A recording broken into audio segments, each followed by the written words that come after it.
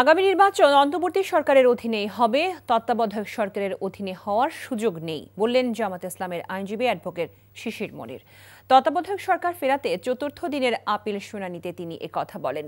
14 বছর আগে তত্ত্বাবধায়ক সরকার ব্যবস্থা বাতিল করে আপিল বিভাগের দেওয়া রায়ের বিরুদ্ধে নতুন করে আপিলের শুনানি চলছে। মঙ্গলবার চতুর্থ দিনের শুনানি শুরু হয় সকাল 9:30টায়। শুনানিতে জামাত ইসলামের আইনজীবীরা বলেন, নিরপেক্ষ নির্বাচন নিশ্চিত করতে হলে তত্ত্বাবধায়ক সরকার ব্যবস্থার কোনো বিকল্প নেই।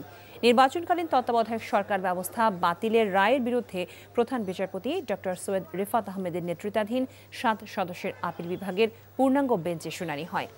1996 সালে ত্রয়োদশ সংশোধনীর মাধ্যমে সংবিধানে যুক্ত হয় নির্বাচনকালীন তত্ত্বাবধায়ক সরকার ব্যবস্থা। হাইকোর্টের একটি বিশেষ বেঞ্চ 2004 সালে ত্রয়োদশ সংশোধনীকে সংবিধান সম্মত ও বৈধ ঘোষণা করে রায় দেন। ওই রায়ের বিরুদ্ধে আপিলের রায়ে তখনকার প্রধান বিচারপতি ABM খায়রুল হকের নেতৃত্বাধীন আপিল বিভাগের 7 বিচারপতির পূর্ণাঙ্গ বেঞ্চ সংখ্যাগরিষ্ঠতার ভিত্তিতে ত্রয়োদশ সংশোধনী বাতিল ঘোষণা করেন 2011 সালে। বান্ডেল থাকলে প্রতি সেনমানিতে টাকা বাঁচবে। বিকাশ সেনমানি বান্ডেল কিনে জিতুন প্রতি লেনদেনে।